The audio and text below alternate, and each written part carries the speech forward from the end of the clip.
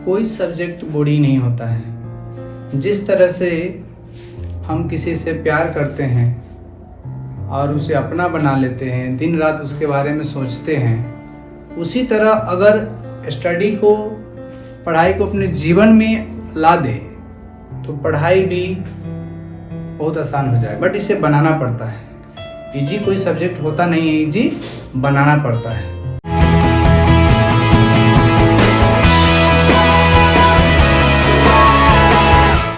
Welcome to terms of education basics of English part 4। अब देखते हैं एडजेक्टिव को। फर्स्ट क्वेश्चन आता है, what is adjective? An adjective is a word that qualifies a noun और pronoun.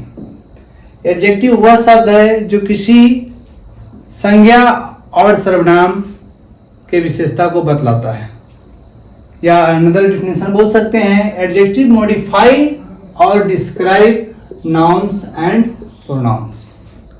जो संज्ञा और सर्वनाम की विशेषता को बतलाए उसे हिंदी में विशेषण कहते हैं, इंग्लिश में एडजेक्टिव कहते हैं। कुछ एग्जाम्पल्स देखते हैं। Ram is intelligent, the pen is red. तो इंटेलिजेंट और रेड इसमें क्या है? एडजेक्टिव है।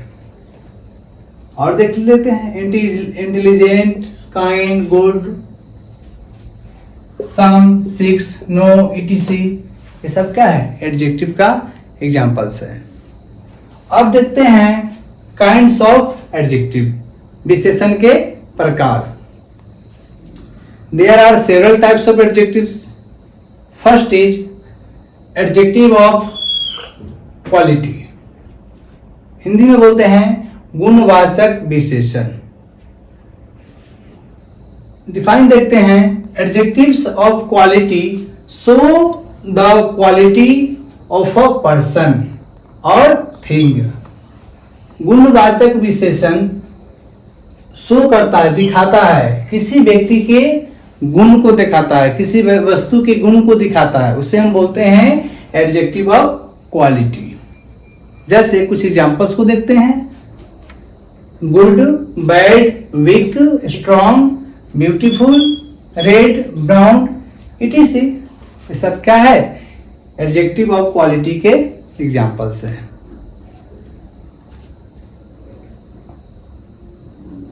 अब अनदर एग्जांपल कुछ देख लेते हैं सेंटेंस में। He was a kind man. तो यहाँ पे जो काइंड है क्या है? एडजेक्टिव है। कौन सा एडजेक्टिव है? तो क्वालिटी बता रहा है, किसी व्यक्ति के गुण बता रहा है कि वो व्यक्ति दयालु है, मीन्स एडजेक्टिव ऑफ क्वालिटी कहलाएगा। जैसे इट इज वेरी कोल्ड, तो यहाँ पर वेरी क्या है? एडजेक्टिव है। द टेबल इज लॉन्ग, यहाँ पर लॉन्ग क्या है? एडजेक्टिव है। मीन्स किस टाइप के एडजेक्टिव है? Adjectives of quality. अब एडजेक्टिव ऑफ क्वांटिटी देखते हैं। इसका हिंदी होता है परिमाणवाचक विशेषण। इंडिकेट क्वांटिटी और अमाउंट। एडजेक्टिव ऑफ क्वांटिटी से किसी वस्तु की मात्रा या परिमाण का बोध होता है। एग्जाम्पल देखते हैं, आई हैव सम मिल्क। तो सम यहाँ पर क्या हो जाएगा? Adjective of quantity. He has not much rice, यहाँ पर मच क्या हो जाएगा? एडजेक्टिव हो जाएगा, means adjective of quantity. I have enough money, मुझे पर्याप्त पैसा है। तो यहाँ पर जो इनफ होगा ये हो जाएगा एडजेक्टिव ऑफ क्वांटिटी।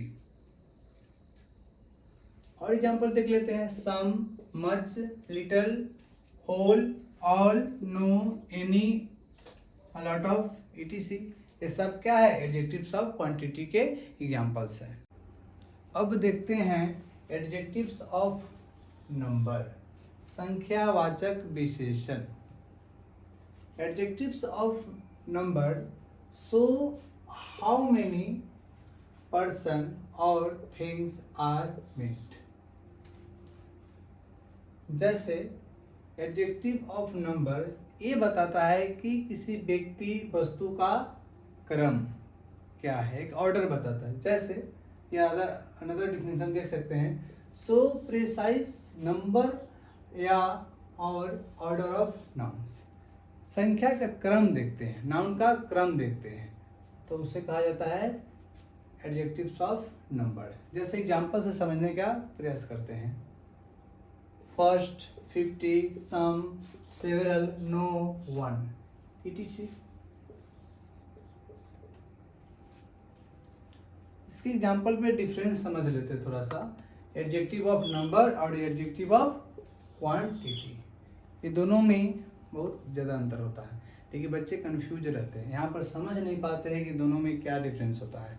लेकिन देखा जाए तो नंबर ऑफ एडजेक्टिव या adjective of number, adjective of quantity में बहुत अंतर होता है। जैसे कुछ एग्जांपल से समझने का प्रयास करते हैं, जैसे इसका यूज काउंटेबल नाउन के पहले होता है, किसका, एडजेक्टिव ऑफ नंबर का, बट एडजेक्टिव ऑफ क्वांटिटी का यूज अनकाउंटेबल नाउन के पहले होता है। जैसे एग्जांपल से समझते हैं, ही एट सम मैंगोज, तो मैंगोज को काउंट कर सकते हैं तो काउंटेबल में आता है, but he ate some rice, rice यहाँ पर क्या है, काउंट नहीं कर सकते, मटेरियल नाउन है, तो ये अनकाउंटेबल नाउन के अंदर में आता है। अनदर एग्जांपल देखते हैं, he lost all his horses, तो हॉर्सेस यहाँ काउंटेबल है, but he lost all his money, money क्या है यहाँ पर, अब अनकाउंटेबल नाउन है।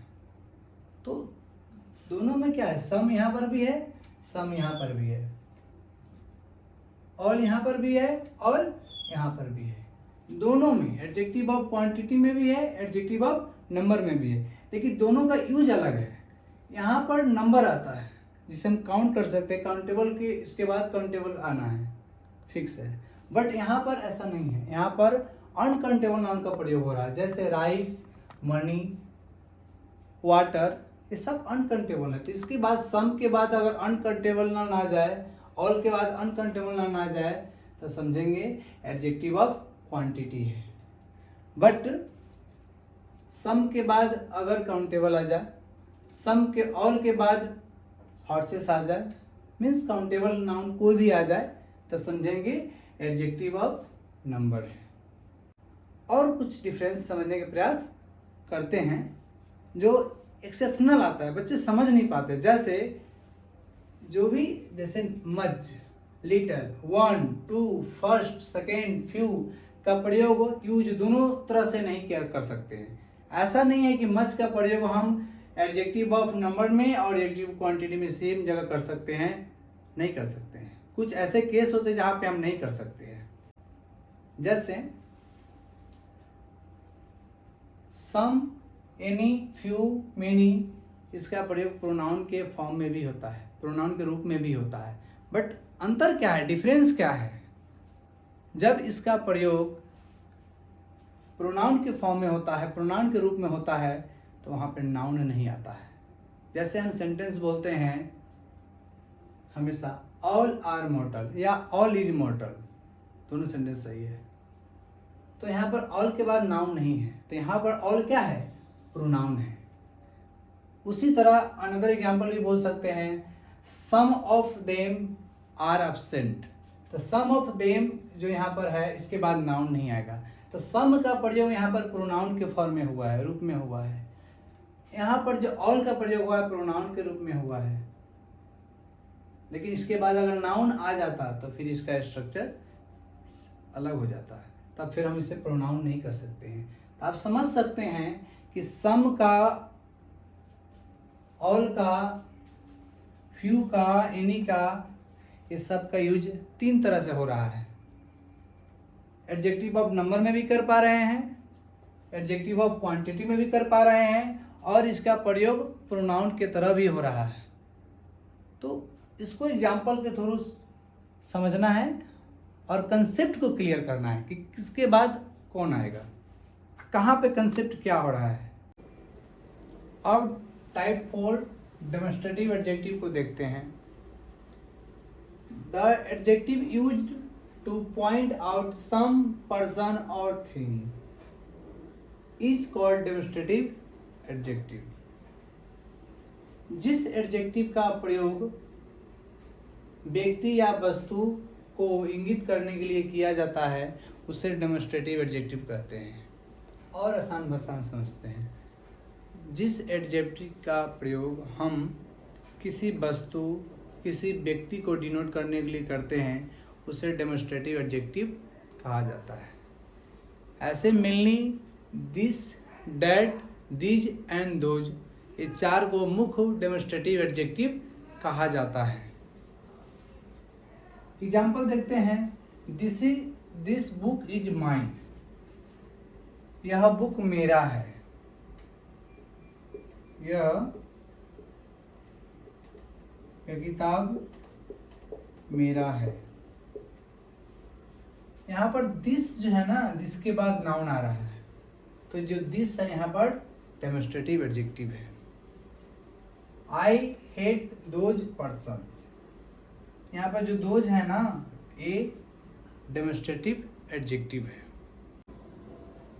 अब देखते हैं कुछ note point.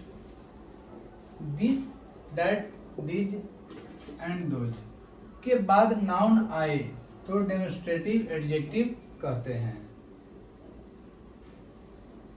But this, that, these और दोज के बाद नाउन नहीं आए तो उसे डेमोन्स्ट्रेटिव प्रोनाउन कहा जाता है।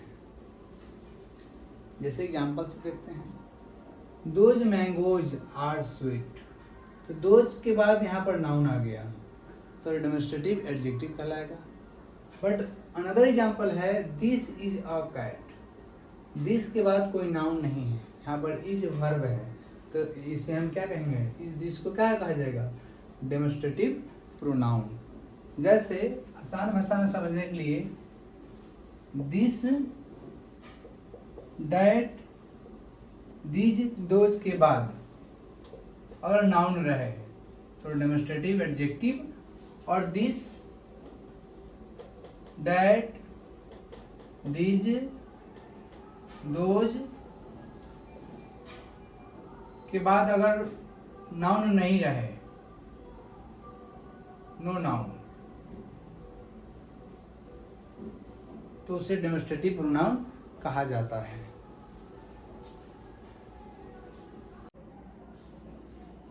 अब पोसेसिव एडजेक्टिव के बारे में समझते हैं। पोसेसिव एडजेक्टिव शो पोजीशन और रिलेशनशिप। जिस एडजेक्टिव से अधिकार या संबंध के बारे में या उसका भाव का व्यक्त होता है तो उसे हम कहते हैं पोसेसिव एडजेक्टिव। पोसेसिव शब्द का मतलब ही होता है अधिकार। जब एडजेक्टिव का प्रयोग या यूज अधिकार या संबंध बताने के लिए किया जाता है तब उसे पोसेसिव एडजेक्टिव कहा जाता है। एग्जाम्पल देखते हैं, my, our, your, his, her, its and their, ये सब पोसेसिव एडजेक्टिव है। इससे अधिकार या संबंध का भाव व्यक्त होता है। जैसे एग्जाम्पल देखते हैं, दिस इज माई बुक, तो दिस इज माई बुक, यह मेरा बुक है, यह मेरा किताब है। तो यह किताब मेरा है, तो यहाँ से क्या है, अधिकार का भाव व्यक्त होता है। My father is a doctor, he is my student, तो उसे ट्रिक से कैसे याद रखें। पोसेसिव एडजेक्टिव को ट्रिक से याद रखने का आसान तरीका है, my, our, your, his, her, its, their के बाद अगर नाउन आ जाए तो पोसेसिव एडजेक्टिव कहलाएगा। इसके बाद नाउन आना फिक्स है। बट माइन, आवर्स, हर्स और देयर्स के बाद नाउन नहीं आता है, कभी नाउन नहीं आ सकता है। इसलिए इसे पोसेसिव प्रोनाउन कहते हैं। माइन, आवर्स, हर्ष से भी अधिकार का भाव व्यक्त होता है, लेकिन इसके बाद नाउन का प्रयोग नहीं होता है। जैसे एग्जाम्पल से समझते हैं, this book is his, this is his book. This के बाद यहाँ पर नाउन आ गया, और हिज का प्रयोग दो तरह से होता है। ध्यान रखें, हिज कभी पोसेसिव प्रोनाउन भी होता है, कभी पोसेसिव एडजेक्टिव भी कहलाता है। यहाँ पर जो हिज है, यहाँ पर पोसेसिव प्रोनाउन का बोध दिखा रहा है, बट फिर नीचे एग्जाम्पल दिया गया है, दिस इज हिज बुक। यहाँ पर जो हिज है ये पोसेसिव एडजेक्टिव को दिखा रहा है, क्योंकि हिज के बाद नाउन आ गया तो ये पोसेसिव एडजेक्टिव बताएगा। लेकिन हिज के बाद अगर नाउन ना रहे तो उसे पोसेसिव प्रोनाउन कहा जाता है। अब डिस्ट्रीब्यूटिव एडजेक्टिव को समझते हैं। जब ईच, एवरी, आइदर और नाइदर का प्रयोग किसी नाउन के ठीक पहले होता है तब उन्हें डिस्ट्रीब्यूटिव एडजेक्टिव कहा जाता है। ईच, एवरी, आइदर, नाइदर के बाद नाउन रहे तब उसे डिस्ट्रीब्यूटिव एडजेक्टिव कहा जाता है। लेकिन each, every, either and neither के बाद नाउन नहीं रहे तब इसे डिस्ट्रीब्यूटिव प्रोनाउन कहते हैं। क्या कहलाते हैं? जैसे एग्जांपल देखते हैं, every man must do his duty. Every के बाद क्या आ गया? नाउन आ गया, तब इसे हम क्या कहेंगे? Distributive adjective. Either team, either के बाद नाउन आ गया। विल विन, तो आइदर के बाद नाउन आ गया तो हम इसे क्या कहेंगे? Distributive adjective. लेकिन either of you is guilty, यहां पर क्या हो गया? प्रोनाउन हो गया, डिस्ट्रीब्यूटिव प्रोनाउन। क्यों हो गया? आइदर के बाद नाउन नहीं है। एक और देखते हैं, each had a pen. Each के बाद फिर यहाँ पे नाउन नहीं है तो हम इसको यहाँ पर क्या कहेंगे? Distributive pronoun. Interrogative adjective. What, which and whose are called interrogative adjective when they are used just before nouns to ask question। जब what, which, whose का प्रयोग एडजेक्टिव के फॉर्म में किया जाता है नाउन से पहले, तब उसे इंटरोगेटिव एडजेक्टिव कहा जाता है। जैसे व्हाट, विच, हुज, इसके बाद नाउन आना फिक्स है, तब जाकर ये क्या कहलाएगा? Interrogative adjective. जैसे what book do you want, whose book is this, which book did you buy. लेकिन एक्सेप्शनल क्या है?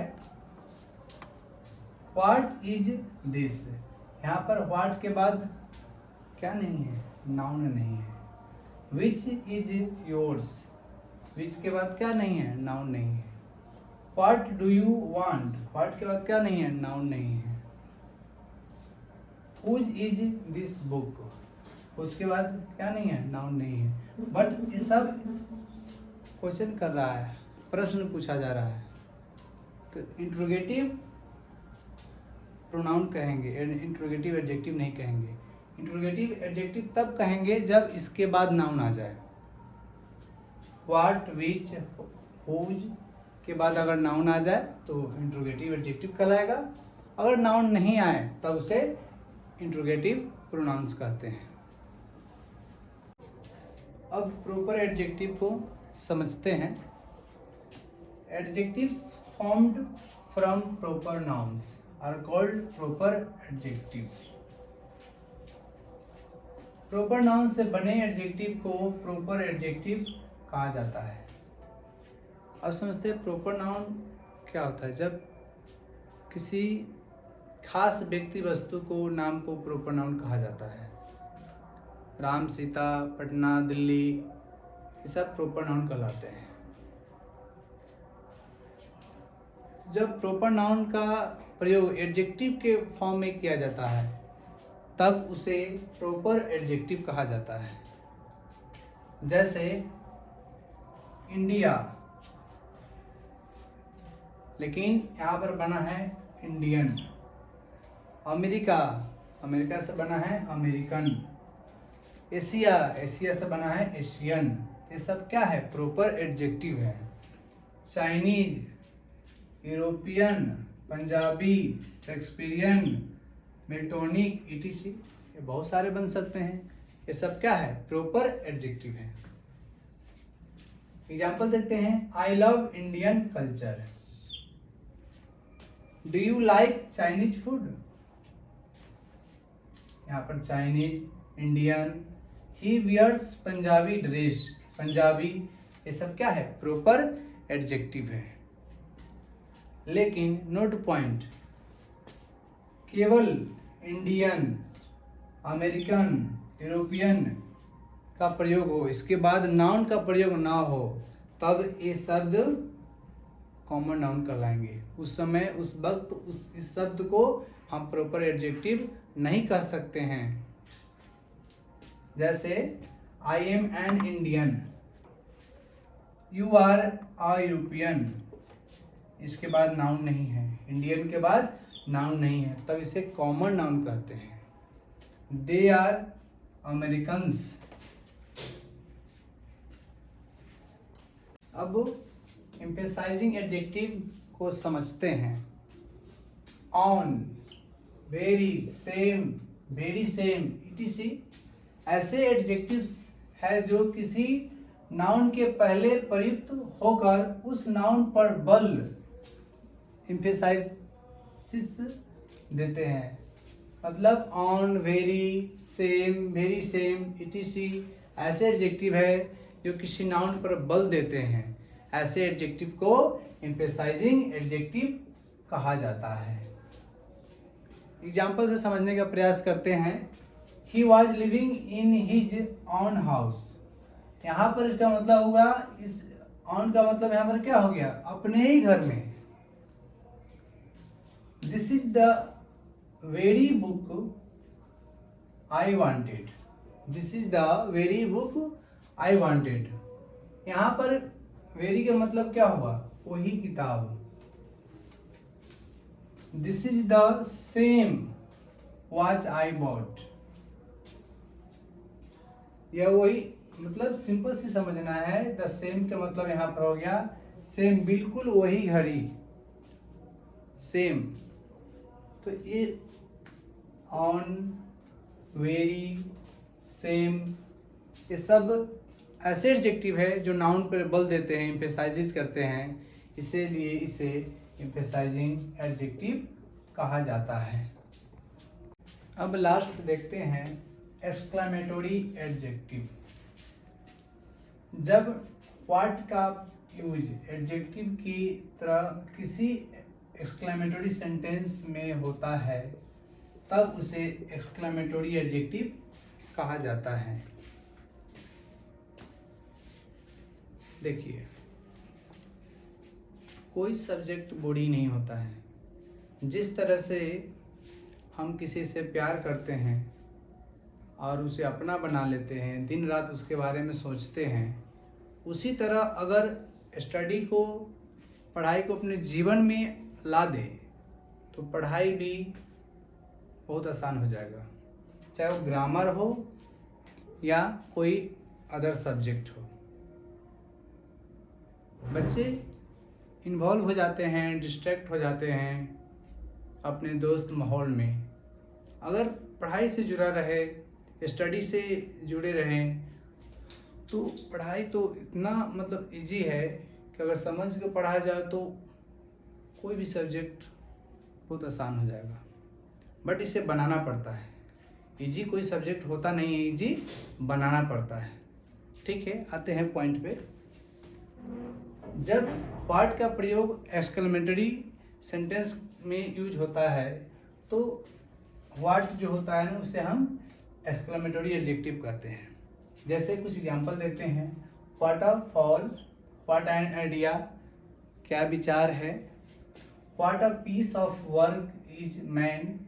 हर सेंटेंस के लास्ट में फुल स्टॉप नहीं लगा हुआ है, साइन ऑफ एक्सक्लेमेशन लगा हुआ है। इसका रूल भी होता है बनाने का, what plus article plus adjective plus noun. Noun singular भी हो सकता है, प्लूरल भी होगा, और लास्ट में साइन ऑफ एक्सक्लेमेशन ऐड करना है।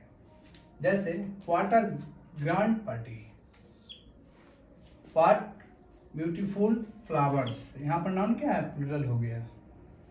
What a Galaxy of twinkling stars, और साथ भी बना सकते हैं। अब आपका एडजेक्टिव खत्म हो गया। अब वर्ब को देखेंगे नेक्स्ट क्लास में। एडजेक्टिव को समझिए, बेसिक्स ऑफ इंग्लिश को समझिए, लाइक शेयर एंड सब्सक्राइब कीजिए। Thank you.